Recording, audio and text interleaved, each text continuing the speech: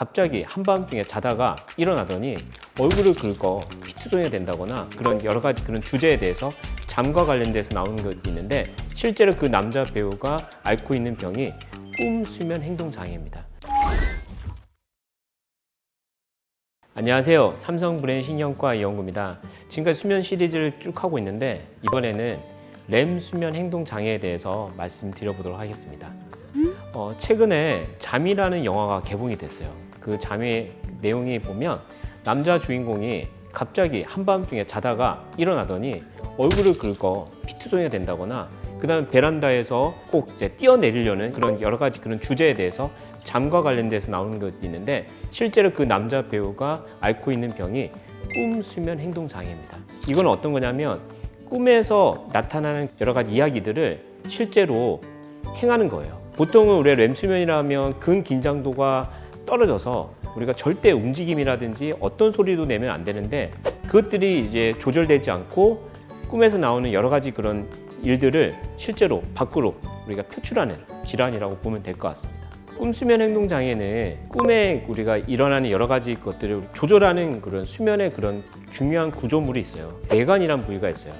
뇌관에서 꿈 수면 때 우리 몸의 행동을 조절하는 근긴장도를 떨어뜨리는 도파민이라는 물질이 분비가 돼서 우리 몸의 그런 여러 가지 움직임들을 조절을 하는데, 너무 일찍 퇴행하게 되면 그게 제대로 분비가 되지 않음으로 인해서 이상 소리가 나오게 되고, 그 다음에 몸의 움직임도 격렬하게 나타나는데, 아직까지 뚜렷한 원인은 아직 밝혀져 있지는 않습니다.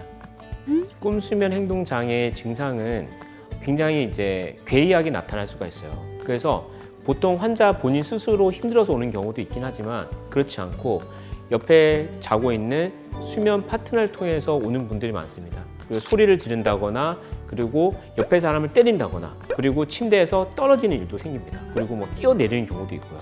그건 왜 그러냐면, 꿈에서 일어난 그런 것들을 실제로 표현하기 때문에 그런 생기는 겁니다. 이런 것들이 확인이 되고 나서 그 다음에 우리가 수면 다운 검사를 하게 돼요. 수면 다운 검사를 할 때 우리가 비렘 수면, 렘 수면인데, 렘 수면 때 우리가 턱의 근전도라든지 다리 쪽의 근전도를 우리가 부착을 하고 검사를 하게 되는데, 그때 그 긴장도가 떨어져야 되는데 떨어지지 않는 일들이 여러 번 생길 때 우리가 꿈 수면 행동 장애, 렘 수면 행동 장애로 진단할 수가 있게 됩니다.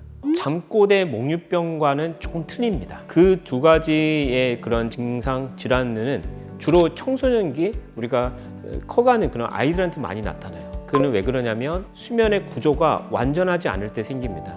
수면의 구조는 총 4단계로 나눌 수가 있어요. 1단계, 2단계, 3단계는 비렘 수면이고요. 렘 수면 총 4개로 구성이 되어 있는데, 보통 그런 목류병이라든지 잠꼬대 이런 것들은 비렘 수면 때 나타나요. 비렘 수면에서 깨 각성 상태라든지 살짝 잠이 드는 1단계, 2단계 수면이 왔다 갔다 하는 그런 과정에서 우리가 잠꼬대라든지 목류병, 악몽 이런 것들이 많이 생기고요. 근데 렘 수면 행동 장애는 비렘 수면이 아니라 오로지 렘 수면 단계에서만 생기기 때문에 조금 틀립니다.